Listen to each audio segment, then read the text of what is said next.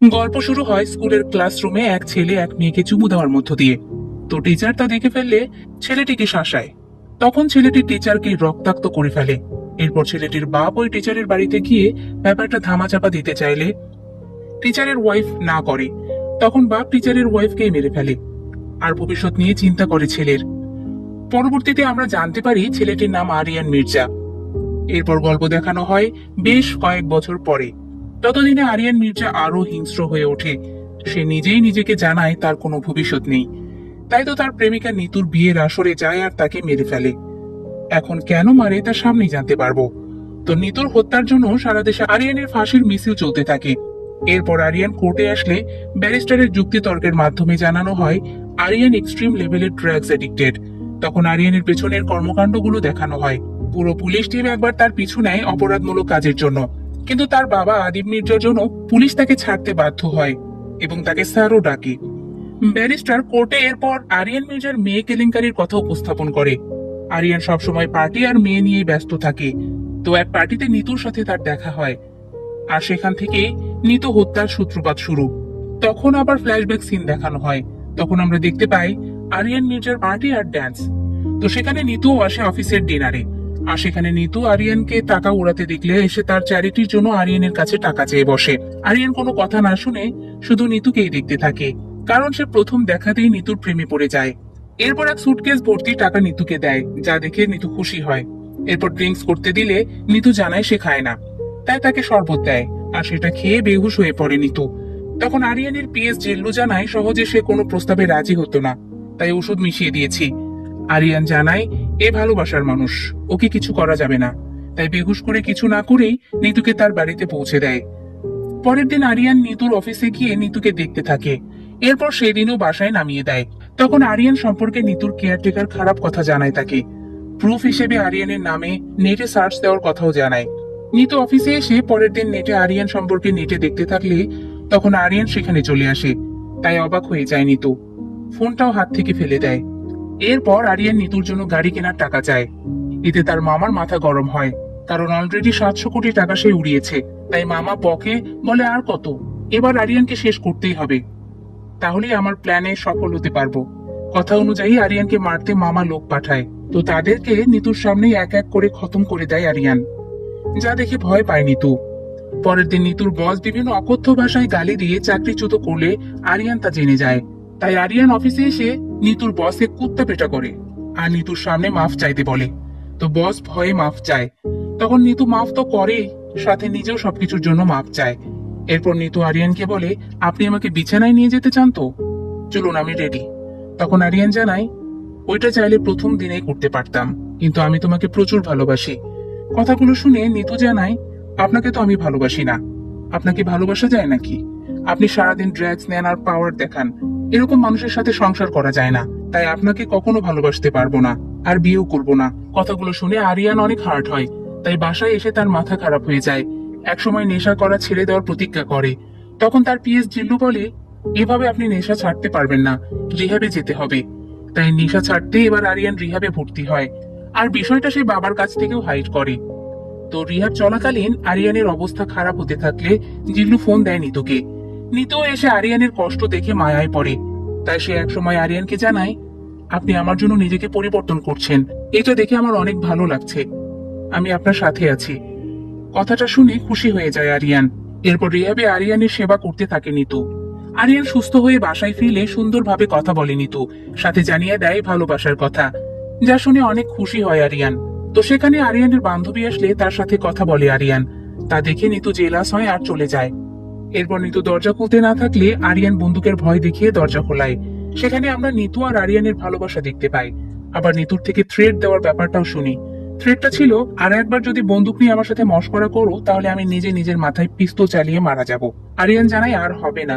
এরপর ফ্যামিলির একজনের বার্থডে প্রোগ্রামে নিতুকে সবার সাথে পরিচয় করিয়ে দেয় আরিয়ান। এর মধ্যে আরেক ব্যবসায়ীর ছেলে প্রিন্স নিতুকে নিয়ে খারাপ কথা বললে রেগে যায়, কিন্তু ফ্যামিলি প্রোগ্রাম বলে কিছু করতে পারে না সেখানে। তো পরবর্তীতে এক পার্টিতে প্রিন্সকে পেয়ে খেল দেখাতে থাকে আরিয়ান। প্রিন্স নিতুকে নিয়ে ইস্যু দেওয়ার তুলনা করছিল, তাই আরিয়ান প্রিন্সের মুখে ইস্যু করে দেয়। তো প্রিন্স তার অপমানের কথা বাবাকে জানায় আর বড় ভাইকে কিছু একটা করতে বলে। তখন দেখানো হয় প্রিন্সের বড় ভাই ফারহানকে। সে একসাথে অনেক পুলিশকে মারলে বাবা নাভিদ খান তাকে বিদেশে পাঠায়। তাই সে তার ছোট ছেলে প্রিন্সকে বলে ফারহানকে দেশে আনা যাবে না এখন, ওর অনেক ঝামেলা আছে। তো সেখানে আরিয়ানের মামা এসে বলে সবকিছু হয়েছে ওই মেয়ের জন্য, আমি ওকে শেষ করে দিচ্ছি, আপনি আরিয়ান আর তার বাপকে শেষ করেন, তাহলেই খেল খতম। তো মামা লোক দিয়ে নিতুকে গুলি করালে আরিয়ান নিতুকে দ্রুত হাসপাতালে ভর্তি করায় আর জিল্লুকে সিসিটিভি ক্যামেরার মাধ্যমে কিলারকে খুঁজে বের করতে বলে। এরপর নিতুর জ্ঞান ফিরলে আরিয়ান দেখা করে তার সাথে। তারপর যে নিতুকে গুলি করেছিল তাকে বেঁধে কুচু কাটা করে। এরপর বুঝতে পারে এখানে তার মামাও জড়িত, তাই কৌশলে সেখানে মামাকে ডাকে আরিয়ান। তারপর এক কোপে দুই ফাঁক করে মেরে ফেলে। তখন আমরা বুঝতে পারি নিতুকে যে ফুলের টোকা দেবে আরিয়ান তাকে শেষ করে দেবে, হোক না সে কোনো কাছের লোক। এর মধ্যে আদিব মির্জা জেনে যায় কাজটা আরিয়ান করেছে, তাই আরিয়ানকে ডাকলে আরিয়ান বলে পার্সোনাল লাইফে হাত দিয়েছিল তাই মামাকে মারতে হয়েছে। তো বাবা নিতুকে নিয়ে আসতে বলে বিয়ের কথা পাকা করানোর জন্য। পরের দিনে নিতুকে নিয়ে বাবার সামনে হাজির হয় আরিয়ান। তখন নিতু আরিয়ানের বাবাকে দেখে গালি দেয়, সাথে ধরায় সিগারেট। গল্প মোড় নেয় 360 ডিগ্রি। আরিয়ান বলে এসব কি বলছো, উনি আমার বাবা। নিতু বলে আমারও বাবা ছিল। তখন দেখানো হয় নিতু আর তার বাবাকে। তো আদিব মির্জা সহ তার পলিটিক্যাল বন্ধুরা মিলে এক প্ল্যান সাজিয়ে প্রধানমন্ত্রী সহ 60 জনকে মেরে ফেলে একটা ব্লাস্টে। তো আদিব মির্জা এই ব্লাস্টে ফাঁসিয়ে দেয় নিতুর বাবাকে। তখন পুলিশ এসে নিতুর বাবাকে ধরে নিয়ে যায়।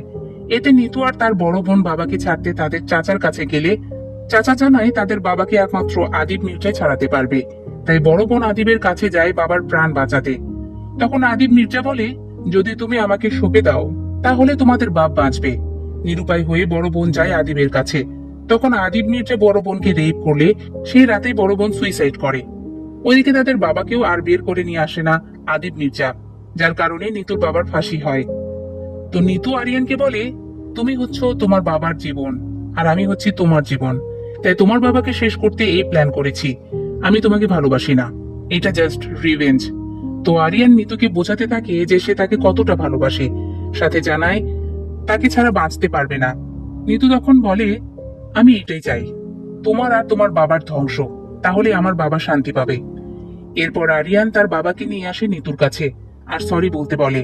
ছেলের ভয়ে সরি বলতে থাকে আদিব আর বলে ড্রিঙ্ক করে এসব করেছি। এরপর আমার পার্টনারদের এসে নিতুর বাবাকে ছেড়ে দেওয়ার কথা জানালে তারা কেউ রাজি হয় না। তখন আরিয়ান জানায় সবাই এবার আমার কথা শুনবে, সবাই এবার রাজি হবে। তাই জিল্লুকে বলে সবাইকে একত্র করতে। এরপর সবাই এক হলে মেশিন গান চালিয়ে মেরে ফেলতে থাকে আরিয়ান, যেখানে ছিল প্রিন্সের বাবাও। এই সিনটা জাস্ট অসাধারণ ছিল। শাকিব খানের অ্যাগ্রেশন একদম মুগ্ধ করে দিয়েছে। আগে অপমান, এখন বাপের মৃত্যু।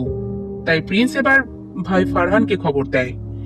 ওইদিকে আরিয়ান সবাইকে মেরে নিতুর কাছে আসলে নিতু জানায় সবাইকে মারলেও আমি তোমাকে বিয়ে করব না। এরপর নিতু তাকে অপমান করতে থাকলে আরিয়ান বলে তুই কি আমাকে ছেড়ে যাবি, আমি তোকে ছেড়ে দিলাম। এরপর চলে যেতে থাকলে পেছন থেকে এসে জড়িয়ে ধরে কান্না করে নিতু, সাথে জানায় আমার ভুল হয়ে গেছে, আমি বুঝতে পারিনি তুমি চলে যাবে। কথাগুলো শুনে আবার ভালোবাসা জাহির করতে থাকে আরিয়ান। তখন হাসি দিতে থাকে নিতু, জানায় আমার অভিনয় 1 সেকেন্ডে পটে গেলে। এরপর আরো করে অপমান, সাথে বলে তুমি 1 সেকেন্ডে আমার প্রেমে পড়েছ আর তোমাকে ছাড়তে আমার 1 ন্যানো সেকেন্ড লাগবে। কথাগুলো শুনে এবার নিতুকে চর মেরে বসে আরিয়ান আর জানায় প্রতিশোধ যখন নিবি তখন 2টা কবর খুঁড়ে রাখিস, একটা তোর জন্য আর একটা আমার। এই বলে চলে যায়। এরপর আবার নেশায় মত্ত হয় আরিয়ান। এর মধ্যে দেশে চলে আসে ফারহান, এসে খোঁজ করে আরিয়ান আর নিতুকে। ওদিকে নেশায় মাতাল হয়ে 2 দিন পর জ্ঞান ফিরে আরিয়ানের। আবার নিতুর বাড়ির দিকে যেতে থাকে। তখন ফারহানের নির্দেশে আরিয়ানের গাড়িতে অ্যাক্সিডেন্ট করানো হয়। তখন মারাত্মক আহত অবস্থায় আরিয়ানকে হাসপাতালে নিয়ে আসে তার লোকজন। এরপর অপারেশন ঠিকমতো হলেও ডাক্তার জানায় সময় লাগবে, কিন্তু আরিয়ান জ্ঞান ফেরা মাত্রই সব ব্যান্ডেজ খুলে ফেলে। ওইদিকে নিতুকেও তুলে নিয়ে আসে ফারহান। তারপর ফারহান নিতুকে মারার বদলে বিয়ে করার সিদ্ধান্ত নেয়। আরিয়ানের কাছে খবর চলে আসে নিতুর বিয়ের কথা। তখন আরিয়ান তার সর্বোচ্চ শক্তি দিয়ে বেরিয়ে পড়ে নিতুকে মারতে, যা আমরা একদম শুরুর সিনেই দেখেছিলাম। এই পর্যায়ে এসে আমরা প্রথম সিন দেখলাম। তো নিতু ফারহানকে কবুল বলার আগে বিয়ের প্রোগ্রামে চলে আসে আরিয়ান। তারপর এক এক করে হিংস্রের মতো সবাইকে মারতে থাকে। ফারহানকে মারাটা সেরা ছিল। বর্ণনা করলে এভাবে করা যায়, প্রথমে ফারহানকে মারে, তারপর আগুনে জ্বালিয়ে দেয়, এরপর সেই আগুনে সিগারেট ধরায়। সবাইকে শেষ করার পর নিতু থাকে শুধু। তো নিতু আরিয়ানের দিকে এগিয়ে আসলে আরিয়ান তাকেও গুলি করে। আমি আমার জীবনে কোনো মেয়েকে ভালোবাসিনি, স্বপ্ন দেখিনি, কিন্তু তোকে নিয়ে অনেক স্বপ্ন দেখেছিলাম। আর সেই তুই অন্য কাউকে বিয়ে করছিস, এইটা আমি মেনে নিব ভাবছিস? এরপর গুলি করতে করতে বলে, তুই আমার না তো কারো না। মৃত্যুর আগ পর্যায়ে নিতু বলে, যা করছো ভালো করছো। তোমার সাথে মিথ্যা প্রেমের অভিনয় করতে গিয়ে তোমাকে অনেক ভালোবেসে ফেলেছি, কিন্তু বাবা আর বোনের মার্ডারারের পরিবারের সাথে সংসার করলে বিশ্বাসঘাতকতা করা হয়। তাই যা করছো ভালোই করছো। কথাগুলো শুনে আরিয়ান ইমোশনাল হয়ে পড়ে। তাই জিল্লুকে দ্রুত হেলিকপ্টার রেডি করতে বলে। তো আরিয়ান নিতুকে কোলে করে নিয়ে যেতে থাকলে আরিয়ানের কোলেই মারা যায় নিতু। এরপর আরিয়ান নিজেই পুলিশের কাছে স্যারেন্ডার করে, কারণ তার তো আর কিছুই অবশিষ্ট নেই। তারপর কি হয় আমরা তা শুরুতেই দেখেছি। তো কোর্ট রুমে পক্ষ বিপক্ষ উকিল যুক্তি তর্কে লিপ্ত হলে আরিয়ান কোর্টে জানায়, আমি নিজ হাতে নিতুকে মেরেছি, তাই আমাকে ফাঁসি দেন। সাথে অনেক ইমোশনাল কথাবার্তা বলে নিতু সম্পর্কে। তো সব প্রমাণ সত্য হওয়ায় আদালত আরিয়ানকে ফাঁসিতে ঝুলানোর নির্দেশ দেয়। এরপর যথাসময়ে আরিয়ানের ফাঁসি কার্যকর করতে নিয়ে আসা হয়। তখন তার বাবাও ঘড়ির টাইম দেখতে থাকে। তারপর নির্দিষ্ট সময়ে আরিয়ানের ফাঁসি কার্যকর করা হয়। ওদিকে আদিব মির্জাও ঘড়ি ধরে ঠিক সেই সময় সুইসাইড করে। আর এখানেই শেষ হয় বরবাদ।